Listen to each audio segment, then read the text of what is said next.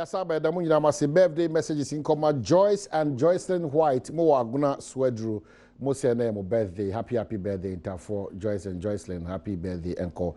And from Tony Mensa Brampa, Chief Executive Farmers Pride, also so Enea Wawoda from Kokra, and then Country Rep, Praxis Africa, and then also Udi Wawoda, happy birthday and come on. Kufia Samwaire Felicia Majaro, Kofia Samuel Felicia Majaro was that from Kwasi Brempon Ousu Asamoah, former managing director, DH Fisheries Company Limited, Tema, Nameya Adoma, Ebepo Papa Krabia, the 2nd of March, now we war Asante Achim North, and Majaro, Unia Ba, Felicia, and Kofia Samuel Felicia Majaro. Nasi and a for me and copy the crab kama.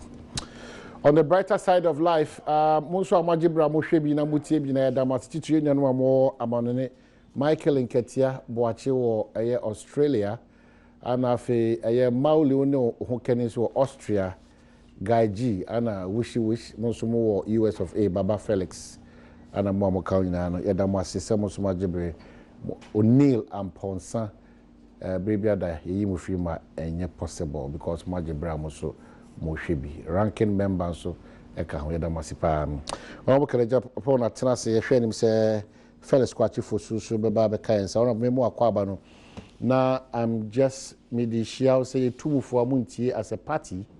There's another one also coming up, Anas Arimiya Anas. This time he's heading towards the fight against Galamsey. I'm sure so who accepts, and it means that Kasaya Kasanyana and the Akosunian as a country in Tiana Akwaba. Thank you. Medawasi. Sir, my catcher will say, Sir Anas boy, Ubegu Ghana. Now I have Enranami frozen Kambajibi. No Abeshe Bonia Omadi. Yak, I will who Ghana. Semunina man from Huanyi or mine Ghana. Me show me person o show need any way. Me there Anas. Say o to show me strip one in the boss naked. I have evidence, witnesses, they will all come. Now shit. Now me see me wa Anas boys are almost share Operation Vanguard in Tadia. A quartisa soldier for a jijin for go. This Anas. Is about exposition of the more year. Yeah, somebody catch me catching a mo pepe and I was starting a choir say or no fighting Galamsey or no fighting Galamsey. Documents say Kurameno. I'm a court. You will see if Anas and his boss they are fighting Galamsey in this country. I don't know. It's that trash. Yeah, I hear say wound to me boy be. Odidi or call last half hour or koyesa. But this particular boy was the first person who called me to tell me that Kwakuba Kwa friend threaten. And now no coseti will be up. Daudia to was it na and you make Kurameno. Now me say, me yon could be a video ruby. In Sasana say, and one was say Obe Triesicana in show every TV station. Now or my bad Pabiano and Shebi no muhu Sania the Galamsey I say. Assassin. Now who more seasoned journalists in this country almost their authority on every issue. They are behind it. And I'll give you evidence in court. Is Galamsey in your journalism? Is Galamsey? American said Galamsey as some American. Galamsey, a seasoned journalist. Now, Jack, I know. And some are a shaman on some people for me catch the who. Say Anas. On one NDC and one MPP. Anas is money and distraction. Yes, it's about money and distraction. How? One, me mount two scenarios. Me a video of President Mahama Nua. And what is sad about the whole thing is that Emra Omoma President Mahama Nua Nisikano. Also, no, I don't need your money. I have my own money. What you say? Oh no, this is a gift. Don't embarrass us near. Coming from Ghana, the African star, officer Bia, me no be here in a man here, we face me bunenitia. So the man took the money. Oh no, I have my own money and as a cartel. And what blackmailing NDC for in 2015, 2016. So he has this on them.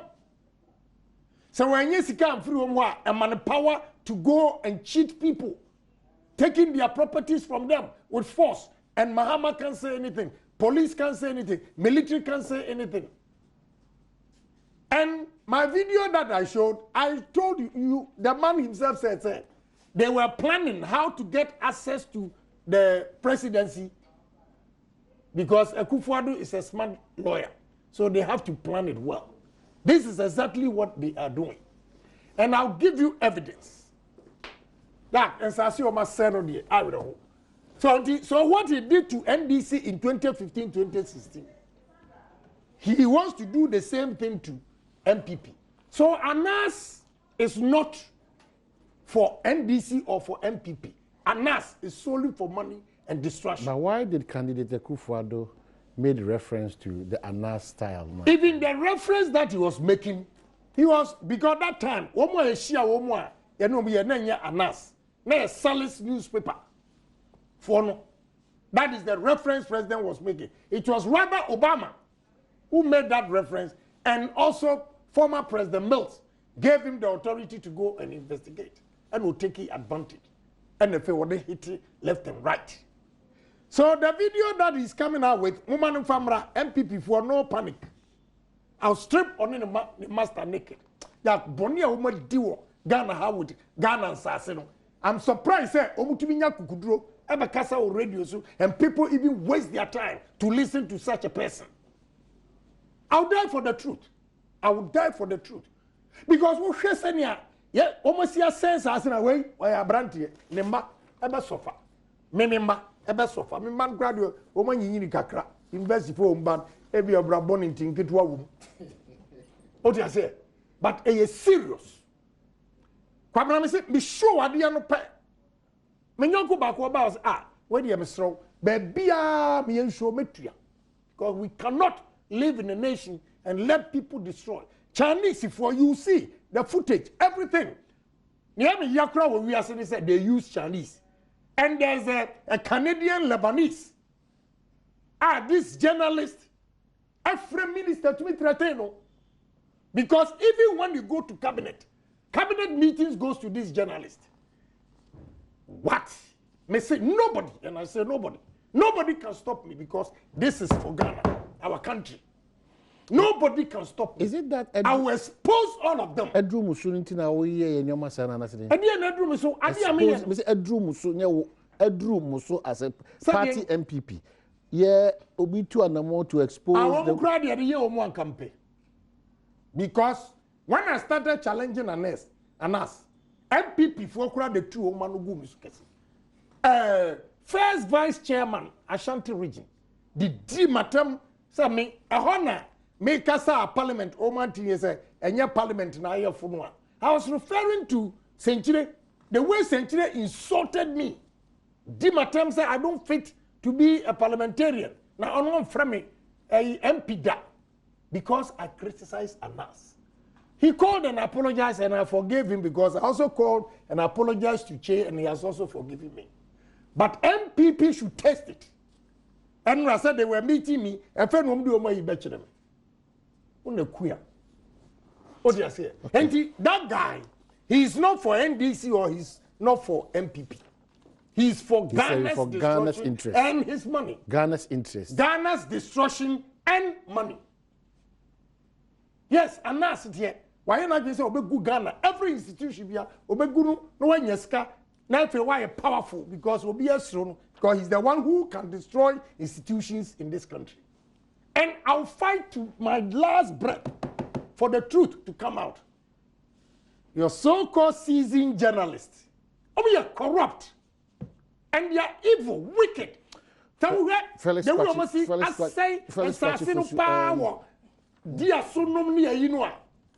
Oh, Oh, Felix Kwakye akwaba and that is saying. I know my name. Boko.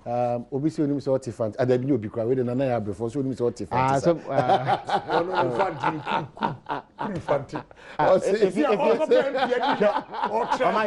fancy, me can say mama infant me. Fancy, me can fancy. What? Me can fancy. Oh, abasuma.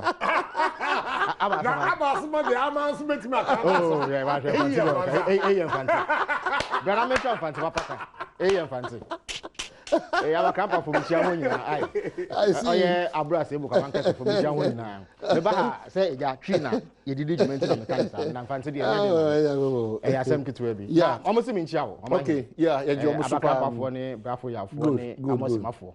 The Honoma quiet light in the moon show. Oh, and some more, but anything they jam with them in Wajimua. Okay, maybe some would be minister in our world. Oh, when is one of them?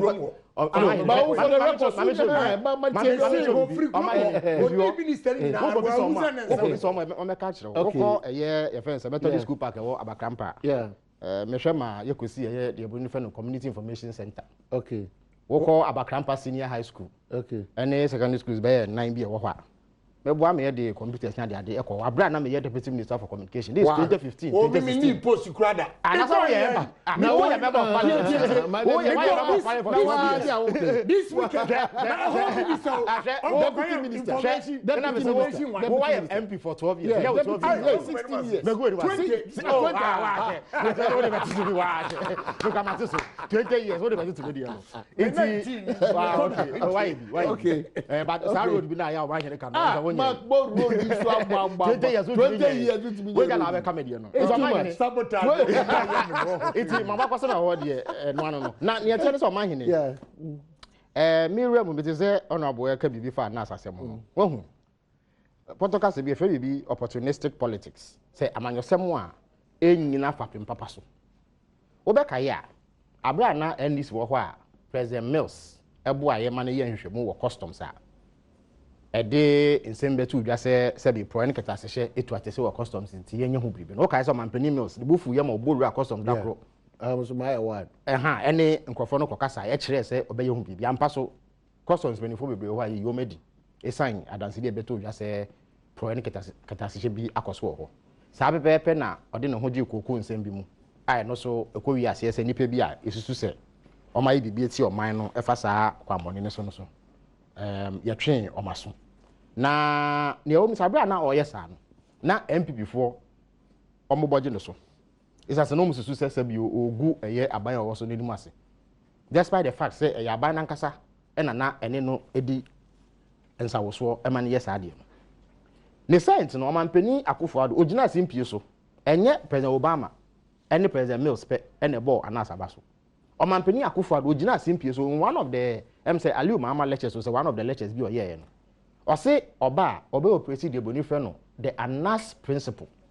Chese Obefa Anas Kwanya or Faso Eddie Shimuno Ena or the Aye Neduma. Intina, they tell you one say Obadia or Wafuaso only Anas, Ebeshia boom, Aye Juma. Now, since Anas did number 12 video number 2, or bomb and penny womb. Sorry, Uri acquisition the bomb and penny say. Per contract now command $5 million. I did be my own. And as in Yana, some you will MPP for some Matthew is wearing. Or ball or my penny abedi trading. So $3 million be a becan inside. A idea per contract, I will be. And as in Yan the tiny dim will come. Into Adentina suddenly MPP for or Master so much. That's the question because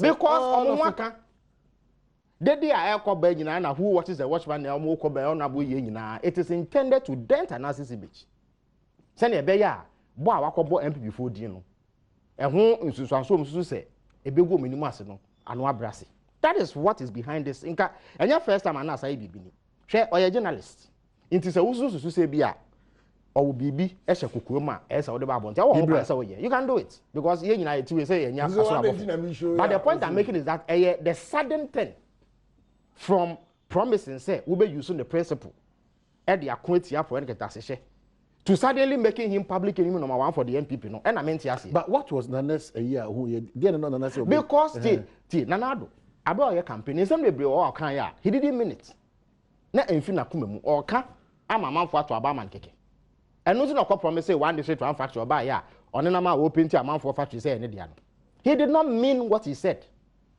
And yet, the Bonifano rhetoric. So, just a casa, so on matters of security investigation, and not making such a reference without meaning what he said.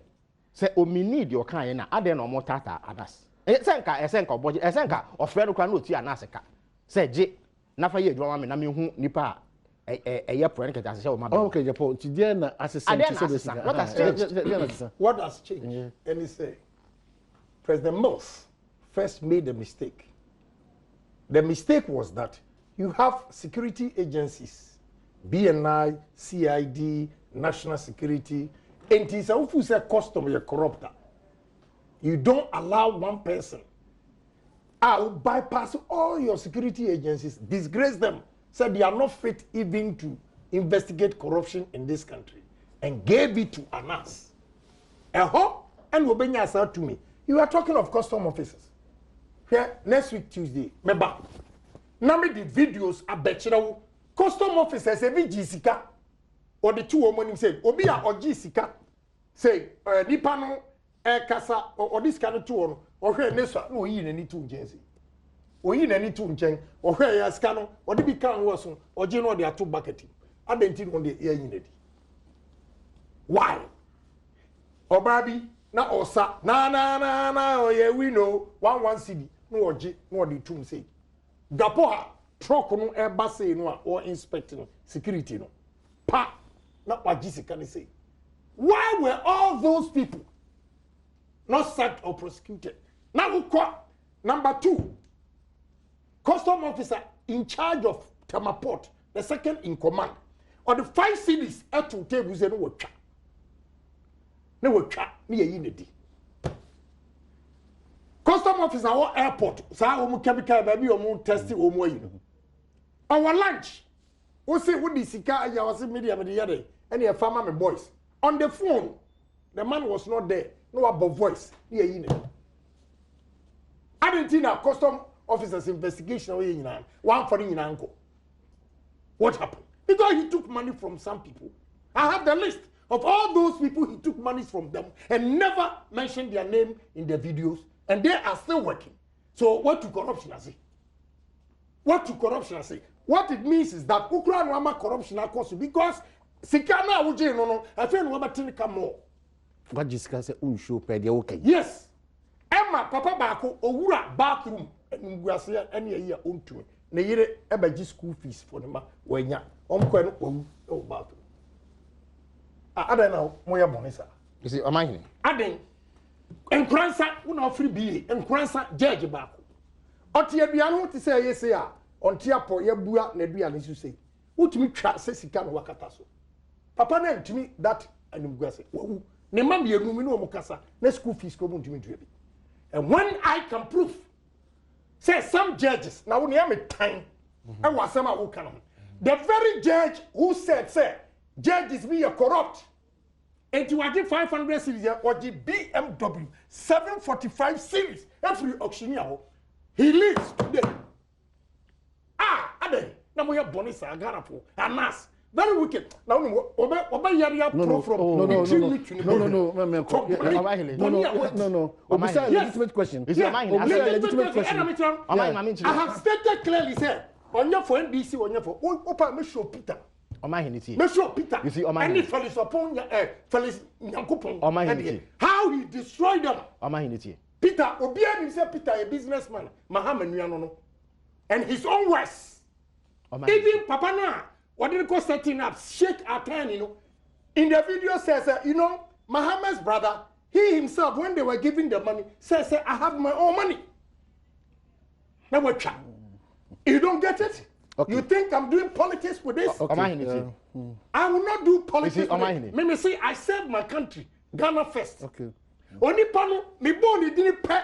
Say me show videos of Anas. I was share Operation Vanguard in confront Tadia. One mining company said you musica and also obey. I will show it. But me person didn't the neighbor. Now who the debate Only the master, I hear Ghana for. Now we have a catch say politics assessor. Media, I am not serving anybody. I'm serving Ghana. Okay. Ghana is my country.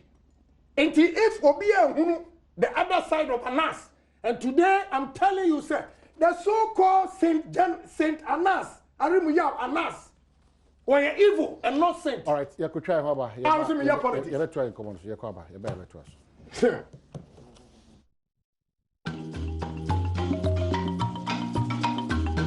Well, Yasaba, Same Dakon, or whatever you call yourself,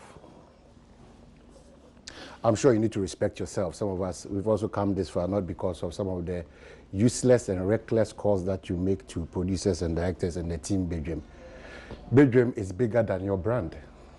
So I beg you, I just don't want to. You are not worth it for me to give a response to what you have said to our team, but I forgive you. So-called Same Dakon. You see what politicians go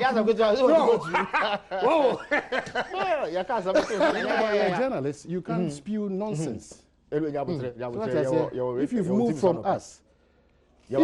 from us, and you are serving an interest, you are serving Anas's interest. So that is your interest. Let's do the correction first. Okay, go ahead. Information about say honorable Kasanobo or Peter Mahama Dean say Alfred Mahama, sorry.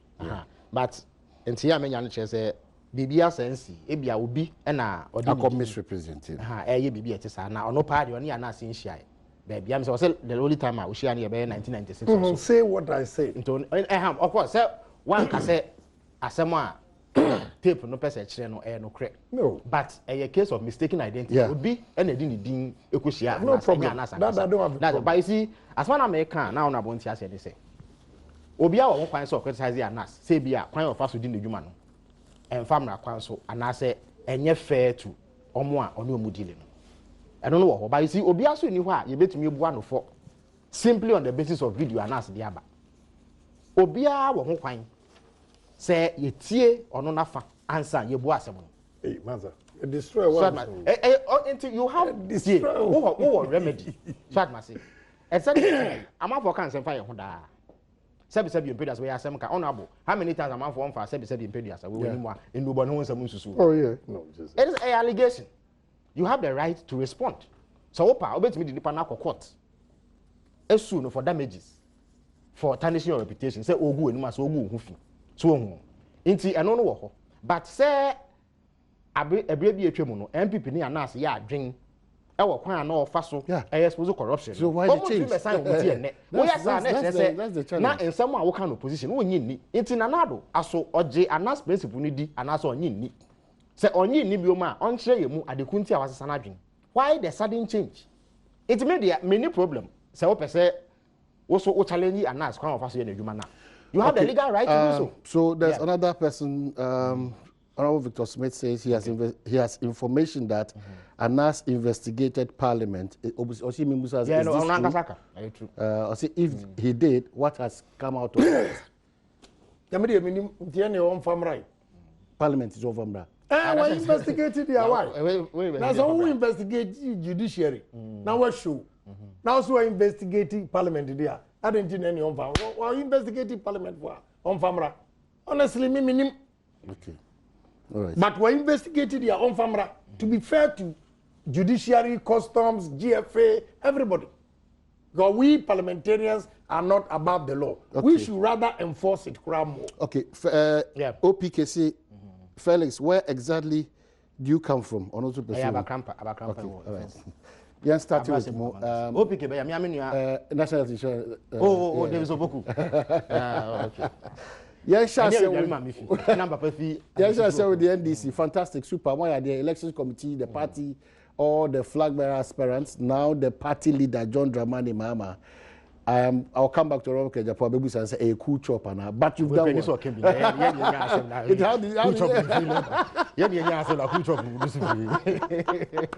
So, what about saying so nice, well organized, smooth, and it was there. apart from pram. Oh, it's not. You have video now close to power. It's not unusual. It's a man that tells us NEC say be any party kuma. Yeah. You are a major political party. Oba Ghana bakose one. Any party say be yatna be mu pa. We've won power 4 times. Until we've won power more than any other party. Until enye bibi e wan ye sonko. Say yakoye primaries. Na yetumi aye no kwan fefefe say ya bibia aye asomdwe a yenya opedi kese former president Mama say oni anim. Na ne yete de say ne nyina anim say omampani Mama obedi nkunim. Esan say na wo hwe mpanifu akuku dama. Ometu omu hu esi wo say ompese omudi NEC anim ko abato 2020 mu a. Ono na udi weni ebu bibia na em so wosoro esen omo akanyina. Esan say omampani akonwa no wedi bida. Ena amanyo sem so de say wo kọ akopre abato a. Esa wodi obi a wo gidie wo numu so obetumi age aba no e de ama sebi wo mfa obi akeke esan se nipa no aba se obese odi mampani nti mebo party mpanifo na baso se omutumi ye nhyehyɛ ti se ya ama enne yetumi yi flag bearer asomdwe kwan so na amasa abo mpanifo ani mampani mama esi akan no se ade no ko ne wi ye no omagye atum e de ahobrase akase ampa ombeboa esremo ombeboa ama omampani Mama why na dwuma say leader and flag bearer of the NEC na kwan bi ombefa so a ombebo NEC campaign am ye wini 2020 no ombefa so omampani Mama nkasa so waka say enya ade obeye nyimu on kase se bi o ye campaign no obi kase tia minti bebu afu ntimi ne nya adwuma o se obeka obi abom ena wo hwa enra party mpanifo eye ononyanfo ofuso ampofo ene ononyanfo ase dunketi amutu anamo eko eye aspirants insia omo contest president Mama ni nyina ho ene omo ko di nkita ho edi nsawoso e ma omo assurance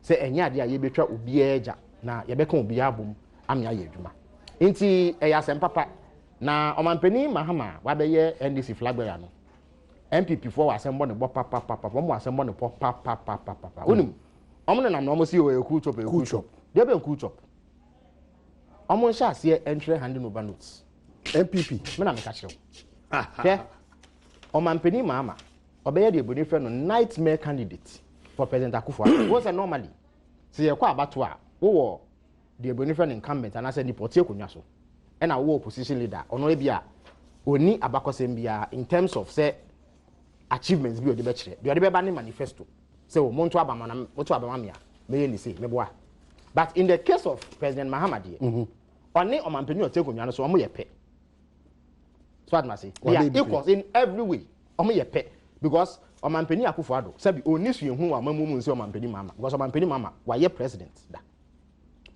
omampani Akufo-Addo ne mu nyedu ense president Mama because the bia not ho no omampani Mama atena ho da oni sabi nim de sunku bia e wa mamumu ense president Mama because it is obvious. But the areas are going to be education, no problem, health, security, the value of the city, and all those things. About education, they kind of enema miensa, and I pray about it. So we call election a referendum on the performance of the sitting government. Just here to a banyo take on Yano Swaba. As so the modern more so near now. Boss or say and with this one now. The second one, alternatives are opposition party in the Beba. If I say omampani Mabeka say me eba education say na meye eba health say na meye and the third one personalities no omampani Mama any omampani Akufo-Addo any omo record because in this case no omampani Mama why omampani da meboa say wo fa enema me nsa ni nyina omampani Mama is head and shoulders above omampani Akufo-Addo just say the modern no ebro omampani Akufo-Addo so e dey kan omampani Akufo-Addo modern mon so ani. Last, me catch will say out of 280 manifesto promises, no, emu 41 almost here, say omaye. And no clan will come on ye bebree. Omo can say ombesi factory, every district. Omo can say asem, omo kofa map be chere you. Say all 216 districts at the time, no. Omo chere baby the factory be abesi. And ne omo nsi sa factories no. Omo ko no mu painti amanfo edan ho. And omo the signboard they bon say one district one factory. Omo nye factories 10 for frokra. Omo ka say afi ana 2018 omampani abedeche bawomia ogina northern region e ka say afi etwe mu nko na wi no mesi 570 dams oman yin omo nsi 100 dams po omo ka kire say afi bia no omo de $1 million beko every constituency 2017 omampani mama bisa say scan we no scan na expire it's say no almost set up coastal development authorities as no omo nim abro mo shebo no say omeye development authorities na some scan na ko scan we himfa omo for scan no koy any so many promises 280 promises na one manifesto emu 41 almost you so my year 14%. So NDC is so happy and which no omampani mahama impenifo atenasia omo ye nhehye ya enche bia no ode ne policy alternatives betudwa ye ba the third one in terms of personal record e ho na me kire say omampani akufo ado enye ade a obetumi de ne ho atoto omampani mahama e wokwan bia so not in education not in health health me ada me kasere me ka de yasere sem say wo ba apomuden a sebi impedua say nyese bia manisa omampani eye maame Rebecca Akufo-Addo eye first lady ono kra our achievement esin omampani Akufo-Addo in terms of health anya kra no we see neonatal center bi e wo konfo anoche na im so waye bibi wo kolebu omampani Akufo-Addo no waye health wonim chips compound bi a we see a bo mama ne na me nkohwe onye ba akokra omampani mama de oye hospitals a na woka nyina aboma e ma ye hospital beds e mako 6000 in 4 years omampani Akufo-Addo de we so wo ba insu a ye numi ya it's one of the most basic necessities of life.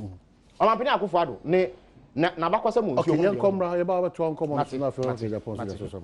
Asa go this okay because ye ni beto ankomo yakwaba. Well, Yasaba Adom na Masi Chief Inspector Patience Mensah, good morning to you. Also Papa that from Nyame Adma this weekend watching man so the late opening Kwadwo Mensah also Ebeba Beta watching na Wakope Papa Krabie. Former Chief Executive Kokobot era Tony Fofi, good morning. Also Ota He Jumedi Ulman Yadase era Tony Fofi, good morning. So also Ajibra also Oshibi. Yabada Ultimate Remedial Schools was asim for sooner when encourage when she man kasim dun corner fina bonsum kwanta Ultimate Remedial Schools a Cybertron so when say one more dia na enya last stop alpha mount for 0244696911 and 0207891004 so na Excellence Boutique so ye koso aka say ene ye ntade papa fie biribi a nya ntade papa oba na bema akwada na panyimu wudi wani kire o mai mo haba bia unya bi e wo honom tutu ya Madina odoko in Christ na make a spintus tama ana kaswa ana feshiane takwa di kumasi so do ni chirabu Excellence Boutique offer 0244925435 and 0245297064 Lucky Herbal so why Lucky brano mo hwehwe oni pedie no mo fa bibidro ensaw ya de into ase prekope elfa ma 0260791194 and 0277465855 ne kwakwa so ye Mega Joy Company Limited. I wanted the Korean Red Ginseng Abedja so eboa ema otimi di esama otimi day-to-day activities ni yipa Korean Red Ginseng Kopetra Coin Fraser 30970496 and 2013995531. The young for Felix Kwakye for Suwahanimsi, former Deputy Communications Minister. Now for the seat of KAAK Abra Asebu Wow.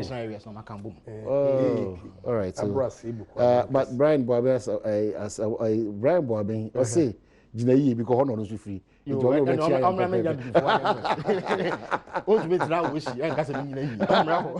okay, so you have to come on.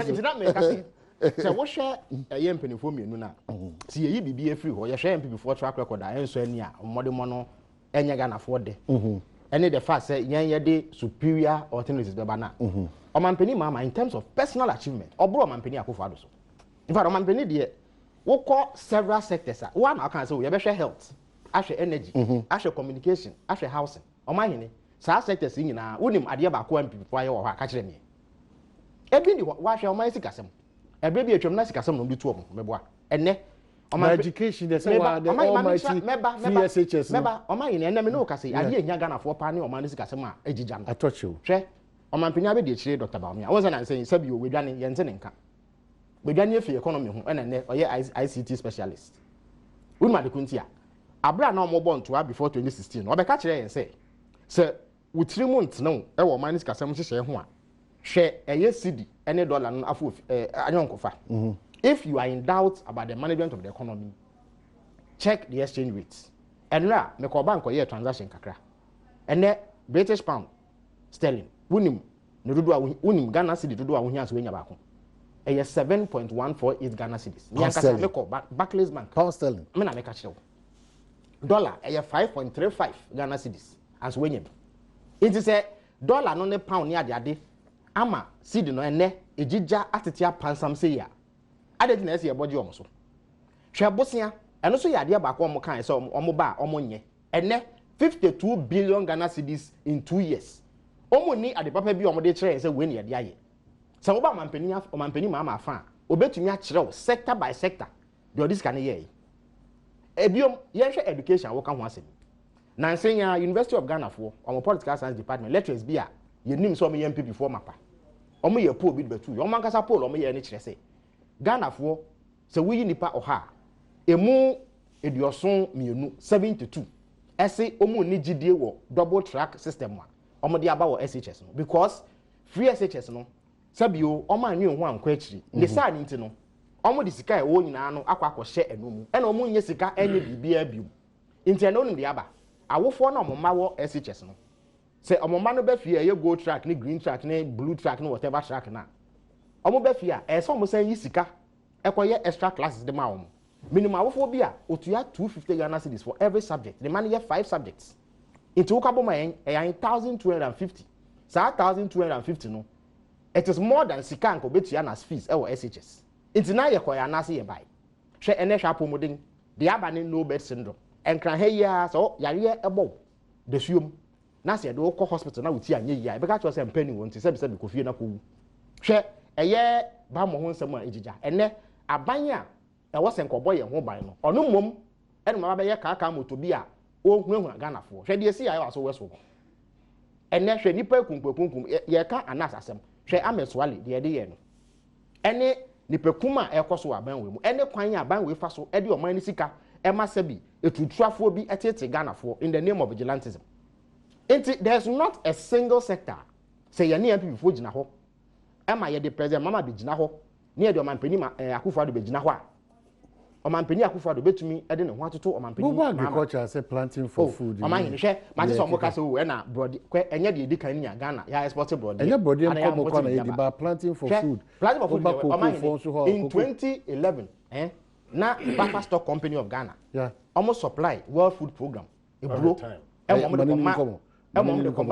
emom de kwa bontin ekoma refugees in other countries 2011 ni yes ade ni say nya first time ya export ebro e wo Ghana hani but the tie ne say eye kasa e na omoka in terms of substance the what form a ye nyina ye nim say eno e na ye de boy ho bra de wa hwe bra importers e bre ona bo no a businessman da ogitum say enema nkoyi the business climate is terrible because omo de to any huge import duties eku Ghana for okay for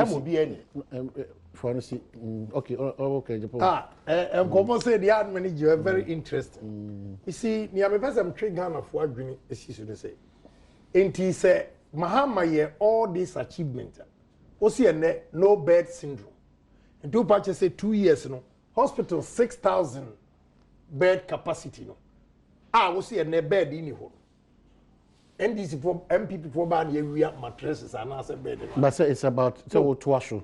You know, even if it was empty, what have you done? Hold on, Krachi. Oh, Kasam, you did not interject, please. But this is a fair question. What's it 6,000 beds? What's 6,000? Krachi, or say, buy 6,000 beds. Yeah. And 2 years, no bed. So I'm asking. For everyone. Let me ask good questions, okay? This is issues based. Only panel bracket say, or buy 6,000 beds here within 2 years, in your bed. So did you supply the bed? Who supplier? It means 2 years, we are beds. It as they say, Oko hospital, unya bed. Yanya mofra, ewo Ghana. What do you say? Yanya mofra. And you shouldn't forget, say, we are going to compare President Mahama Uken. He was fortunate to have succeeded President Mills for 1.5 or 2 years, plus in 4 years. Comparison uye, and I would dispute all that. But with a comparison oye, or you 6 years against 2, CCA.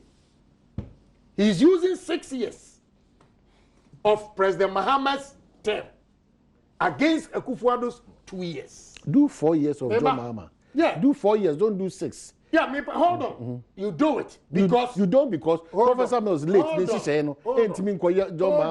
on, crash it. Say, Fro, I'm a bribe. May you can't intimidate me. I'm going to speak to. But what does that mean?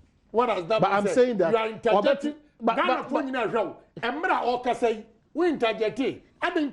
I'm responding to the underscore. Yes, I heard the idea about it. 6 years now, President Mahama Bediso. You see, he had 2 years or 1.5 years.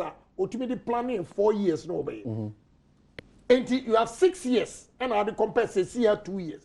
President Akufo-Addo, FN was starting the 3rd year. What do you say? So, end of 2020, you will see the difference between President Akufo-Addo and President Mahama. Issue based. But signals. The signals, let me tell you, also 52 billion. He has been a minister before. And he has to speak to issues and tell Ghanaians the truth. 52 billion AAG. Most of them, the so-called project also, they didn't pay. We are paying. And he doesn't tell Ghanaians for them to know, so if you don't pay, how do you go on and start another one? Is that how you manage economy? You are talking of 52 billion. We use all this to pay.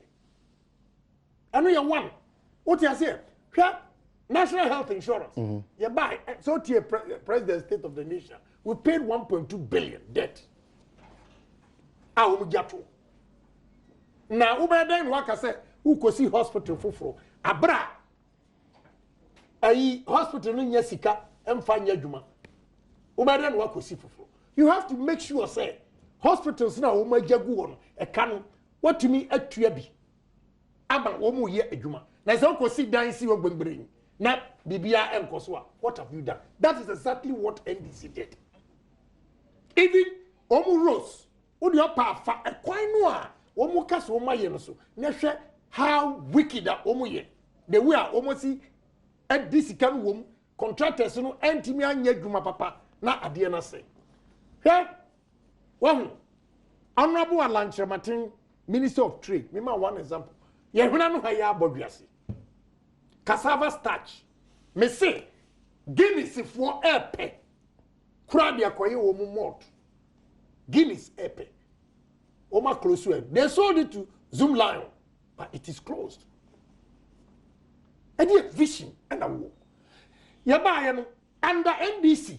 Now we were unemployed graduate association. We've been able to introduce a policy that has taken 100,000 unemployed graduates from it, and you have a track record. You see, what's the war? Showcasing. What are you showcasing? When some member school fees, all these years, when we are university, nobody otifie onye jumanye. What's the diocese? Wow, we have a lot to say. And me, I am suffering with the depreciation of the city. Constantly, I have to send money to China, what I say, suppliers. I am bleeding. But, so if you want to score points, I want Ghanaians, business, to come and criticize the system, but not Felix Kwakye. A politician. A politician. Good, I'm coming. History. President Mahama, $11 million in 2013 December. Oh, baby, sir. And I make America, me local Sikano, EBO, Fidelity Bank. Murefi. Between December 2013 to March, now I've lost 25% of my money. Because of the depreciation of the city. Because of depreciation of the city. What do you want to know, we left President Kufuor Eja 1 cedi 20 pesos to $1. In 2014, now in 2.9 or 3.1. It is not good for anybody. Because I'm bleeding, man can't run on board. So we have to do something about it. But Sir Felix Bejinaha, na obeka say economy na city asaya, he's not the best person to say it because they collapsed the city before even us. They couldn't build what President Kufuor left. What you say? So I want Kwabena Sante, I want Abosu Okai, I want the businessmen to complain, but not you. Not you. Because you did worse things. You did worse things than that. The way Mimi no me who certain bia menye ska kakra na CD ekọ from na bibia say. Me da me now. Me yiri kura wo premier cha ansana. Because me bibia she. So I will not sit here and defend that issue. It's killing. I have a good news for traders. You see, we are creating impression, and I'm also one, say, duties yatum. As far back as 2012, you know, the percentage of duty has remained the same. The good news is that they're going to reduce duties in this country between March and April. You will see, say, you reduce duties. Because Mr. Tika wants them. You see, we are listening government. In Ethiopia, they've done a research. Togo, Burkina, Ivory Coast, and Nigeria. Say slightly, Nigeria is slightly ahead of us. And Ukraine, I doubt it because Ghana for to offer a free Nigeria ebe ton yam faso. A cheaper than say one kasa odia fay. So that even that I disagree. But almost survey actually say your duties eboarding. We are all in the same ECOWAS belt. So they have agreed in principle to reduce duties. And they are sure about so kind for any importers say duties are going to go down. General well-being and welfare of the Ghanaians. General well-being and the welfare of Ghanaians. Ghana for Monsorima Ekufuado, Monsorima Kenoforiata, Monsorima Vice President, Monsorima MPP. What will you see of Venezuela? And now to Wunti, by your wisdom, voting Mahama out, you rescue this country.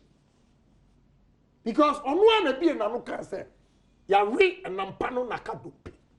That is what they did to the banking sector in this country. In Venezuela, as I see you, and a simple say, Uko Usika would yakoto Uko ya iniho. Under Mahama's administration, he collapsed the banks. Now, it is what they want to Gracia Gentiebi Abehunia me Kurasini making. So, Afromua, Ubo say at a chen weni, but you will not know the debt. What do you want? A son woman. They were able to cover it because they were in power. So when they left,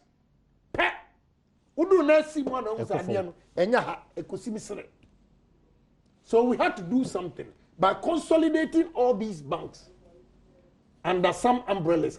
And then, number also 1,239,000 something people would have lost their money.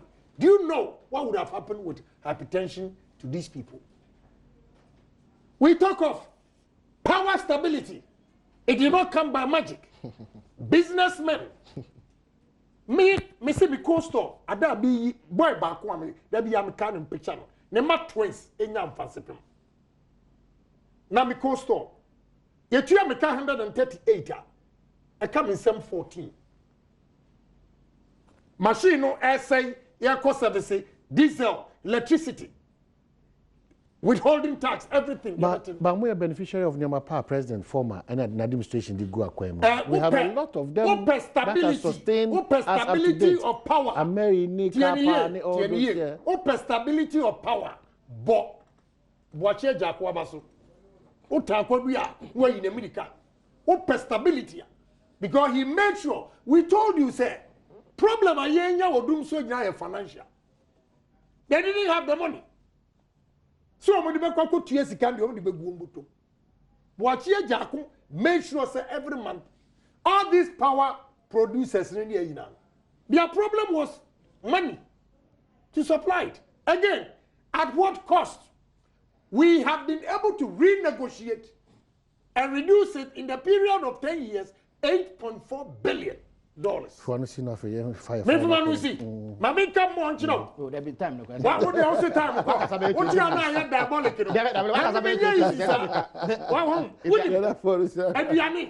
What you now? Yeah, me come see my note. Here sometimes some of our parliamentarians with their arguments.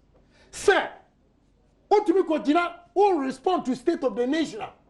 O say, Eduania bu, Banche, Bordia, Mankani, Nina Abu because Ghana for na ye and ye dim emo. What a shame. What a shame.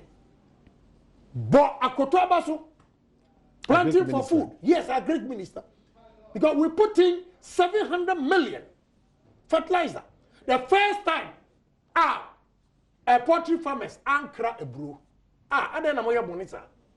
Now if you say you go see dan see ho, near your home fast ho, and then I will say you have something to show. Yeah. I know. Hospitals to show. You have hospitals educational facilities hospital to show. Expansion of tertiary Range Hospital is here. Agyapong If you don't know, I'm telling you today.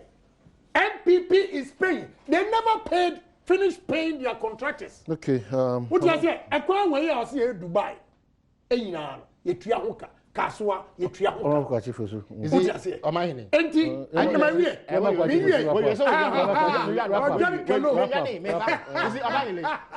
I say, my main car dollar and one young farmer businessmen. Besem Bissau, Dr. Bamia, Abrana or Nam Ghana, Edna Simpie, so a dollar and some businessmen. Unim. Into or no politician who to me candle and once and when they're in the position. I mean, Dr. Bamia, not we are politicians. Dr. Bamia was not a politician. Not on more and also on Gary. No, why I'm saying that maybe. That is not okay, maybe one to us. You come after Gary Toro. Yeah, come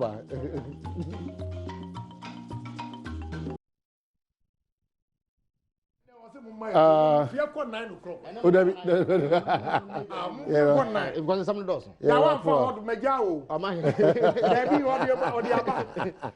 Okay, so we have a wrap up, but by popular demand, more time. The next 5 minutes. Well, Mr. Samed Dako, Manasa Azuri, Mimbusa say, all your investigation on Jida. Why were you on his neck? Why? Why? Why? Why were you on his neck? Anyway, dollar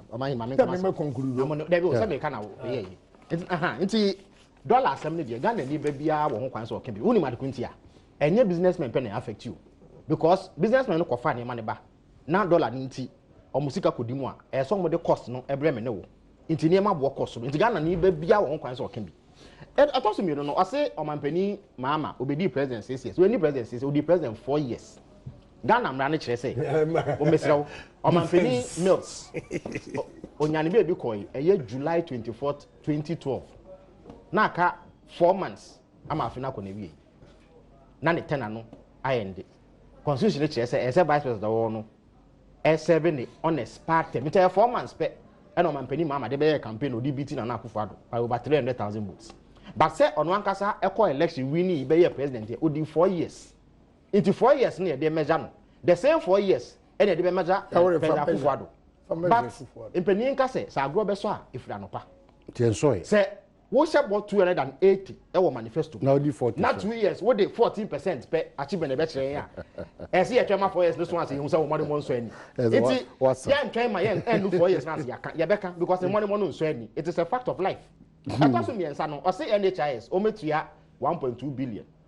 O metua no 2017 NHIS is statutory fund e to am no utua no e na ye ditua e to da aban ko bomu bosia e chire we betua me no ka say hwe since February o man since February 2018 o metua claims into o mo de ka 1 year in NHIS into wo ko tua 1.2 billion now de ka 1 year almost the same amount na ye kwa na ye bai e to so enan no o say bosia na o mabona omuntumi emu nkunta in terms of infrastructure no omu di tua ye ka o man say asem na nya no kre hwe project bia sɛ wo kɔ ya sɛ ɛnyɛ de GOG government of Ghana na yɛ fund ya yɛ dedicated funding radio hospital yɛ kɔgye $250 million if US Exim Bank won ye dey nti sika na da bank wo omo wie omo dey certificate ba ya na yetu ya enye Ghana sika Monfra Agyapong mesrew ma menka masem o ma fani akofo ado on fa $1 as extra money enko share sa project ni mu eye sika NDC o ma mpani mama akopɛ beto Exim Bank of US ene editi omoka enti dia wo ya ne se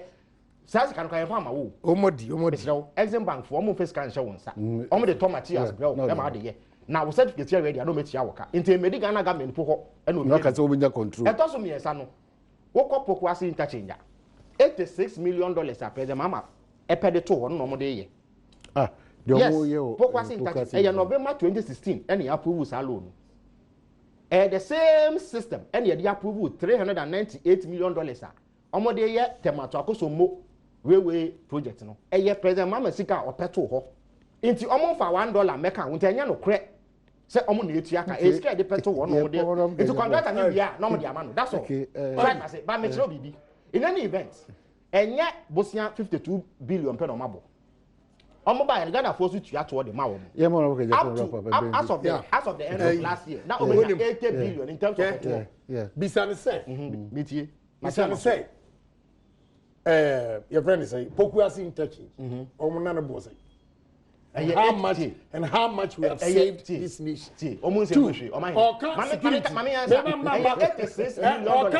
was it. 2016 JB. When you MP no we. E dey na mo ye. Na mo so mba yes, you be no court. Yeah, but just who can security say there is no sexy don don. One important achievement. Ghana for we take things for granted. Electricity nti and a factory fruity land eguye. Fra asen for na bisa wo sisi a trucks asa akutuo asa line. Yeah, because we have constant power. Right, hold on. We have constant power. What do you marry? President Mama made. What do you marry? President Mama made investment. What do you marry? No.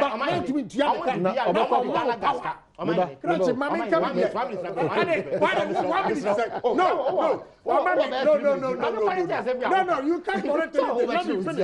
Let me finish. Me see. One major achievement: constant power. If you know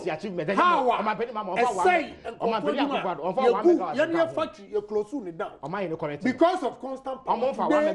By 100% American car power. They say American car power. When you bring it and you can't pay them. Yes.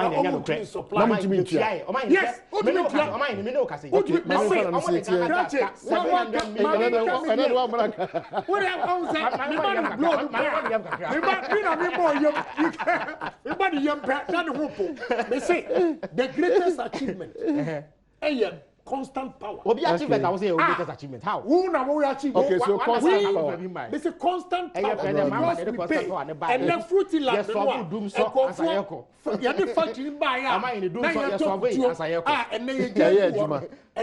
Okay. Go and check. Felix Kwakye. Guy G, also thank you so much. Sister Sandy, team be a crowd with a 6 match. You may be a say, no.